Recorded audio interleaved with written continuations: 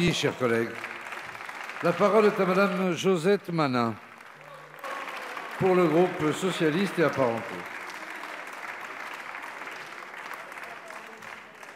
Bonjour.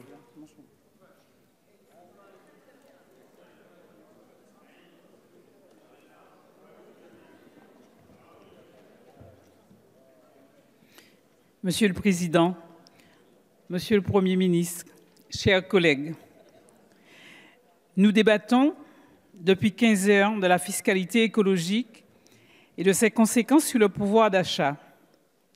Pour être honnête, j'ai bien peur que cet échange n'arrive trop tard. Cela malgré les annonces sur la suspension temporaire de la hausse de la fiscalité sur le carburant et les autres mesures.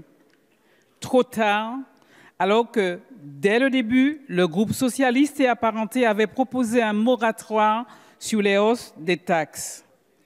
Celui-ci n'avait trouvé aucun écho dans les rangs du gouvernement, qui restait sourd aux mises en garde des parlementaires de l'opposition, préférant les taxer d'anti-écologistes.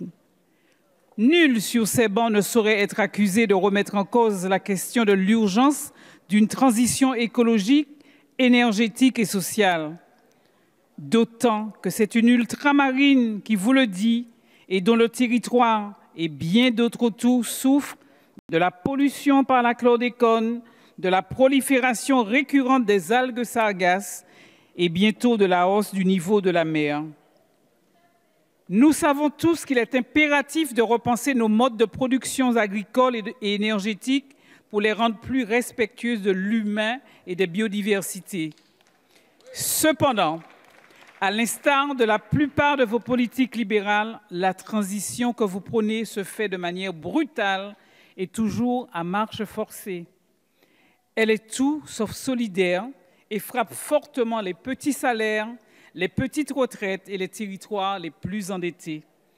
Alors que de notre côté, vous avez préféré supprimer l'impôt sur la fortune.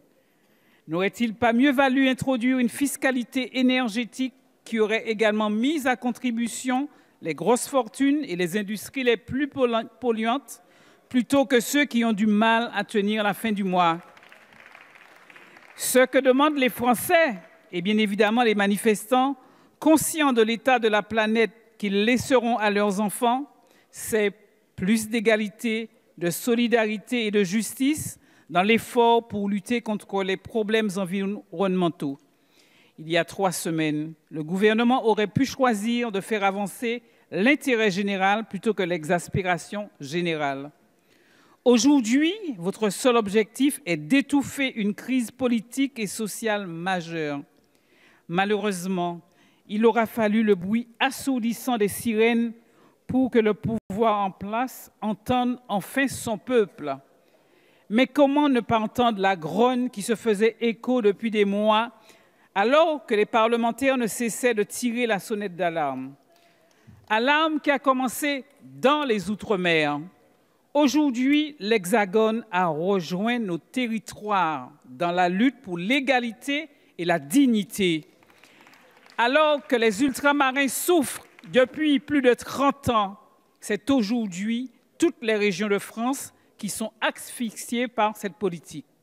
Monsieur le Premier ministre, à la Martinique et dans les départements et régions d'outre-mer, nous faisons face à la baisse des contrats aidés, à la dégradation de l'offre et de la qualité des soins, à la diminution du nombre de fonctionnaires, à la révision de l'abattement fiscal qui va nous obliger à financer notre propre développement. L'éruption sociale qui a eu lieu à La Réunion en est un exemple. Depuis des mois, les élus, les associations, les syndicats mettent en garde l'exécutif sur les problèmes de ce territoire dont les conditions de vie et d'emploi sont difficiles. Nous ne cessons de vous alerter sur le taux de chômage, le niveau de pauvreté et de précarité qui sont plus forts dans les Outre-mer. Mais pour seule réponse, on nous donne l'impression d'en demander trop et d'être une ligne de dépenses budgétaires qui coûte trop cher à la France. Devons-nous prendre cela pour du mépris ou un manque de considération? Mon collègue Serge Letchimy et tous les autres ont souvent martelé il faut absolument une grande politique de reconnaissance des atouts des Outre-mer qui font de la France une grande puissance. Alors, commencez par annuler les décisions sur l'abattement fiscal, rétablir l'APL accession dans les Outre-mer, remettre à niveau d'avant 2017 le nombre d'emplois aidés, rétablir la défiscalisation du logement social, faciliter la libération des énergies vertes et bleues. Il faut conclure. Alors, si l'on regarde sur l'ensemble du pays, comment ne pas être étonné par la colère des Français que vous opposez tout en leur faisant constamment la leçon? La réalité, c'est que les Français de l'Hexagone et des Outre-mer ne comprennent pas la démarche lorsque les grandes fortunes ne contribuent plus ou peu à l'impôt, ne comprennent pas que la taxe carbone ne se répercute plus durement sur un SMIC que sur un premier de cordée, ne comprennent pas que vous fermiez des services publics de proximité. Monsieur le Premier ministre, chers collègues, il faut conclure. Je conclus en disant que nous avons, nous, Outre-mer, besoin effectivement d'être considérés comme tous les Français de l'Hexagone. Merci. Merci, chers collègues. Alors, désormais, on va strictement respecter le temps de parole. Je ne laisserai pas une seconde au-delà du temps imparti.